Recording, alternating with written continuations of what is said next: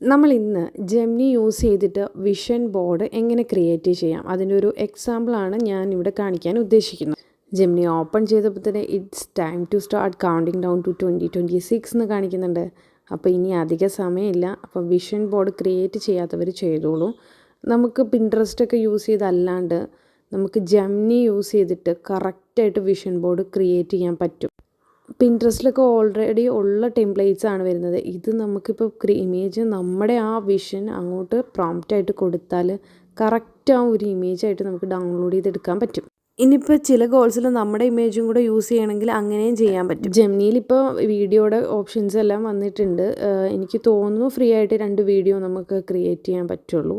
അപ്പോൾ നമുക്ക് നേരെ വിഷൻ ബോർഡ് ക്രിയേറ്റ് ചെയ്യുന്ന സ്റ്റെപ്സിലേക്ക് പോകാം. അപ്പം ഞാൻ മുന്നേ ചെയ്തൊരു വീഡിയോ ഉണ്ട് എൻ്റെ പ്രൊഫൈലിൽ, നിങ്ങൾ ചെക്ക് ചെയ്താൽ മനസ്സിലാവും. നമ്മൾ ഗോൾസ് സെറ്റ് ചെയ്യുമ്പം സ്മാർട്ടായിട്ട് സെറ്റ് ചെയ്യണം.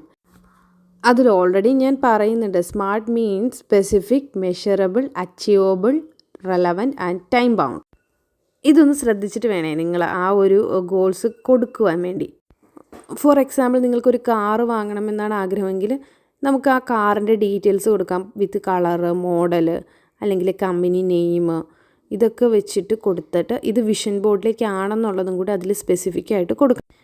അതിപ്പോൾ ഒരു പ്രോപ്പർ ഇംഗ്ലീഷ് ലാംഗ്വേജിലൊന്നുമല്ല, നമ്മൾ ആ കാര്യം ഒന്ന് അതിലേക്ക് കൊടുത്താൽ മതിയാവും. അപ്പോൾ നമുക്ക് ആ കറക്റ്റ് വിഷൻ ബോർഡിലേക്കുള്ള ഇമേജ് കിട്ടും. നമുക്കിത് ഡയറക്റ്റ്ലി ഡൗൺലോഡ് ചെയ്തെടുക്കാൻ പറ്റും. ഡൗൺലോഡ് ചെയ്ത് എടുത്തതിന് ശേഷം നമുക്ക് ഇതേപോലെ ഓരോ ഗോൾസിനുള്ള ഇമേജസും ക്രിയേറ്റ് ചെയ്തെടുക്കാം. ഇവിടെ ഇപ്പോൾ ഞാനൊരു എക്സാമ്പിളായിട്ട് മാത്രമേ ഇത് എടുത്തിട്ടുള്ളൂ.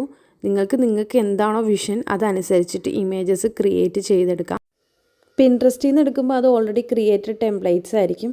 ഇതാകുമ്പോൾ നമുക്ക് നമ്മുടെ ആഗ്രഹം കറക്റ്റായിട്ട് ഇപ്പോഴേ വിഷ്വലൈസ് ചെയ്ത് കാണാനും സാധിക്കും.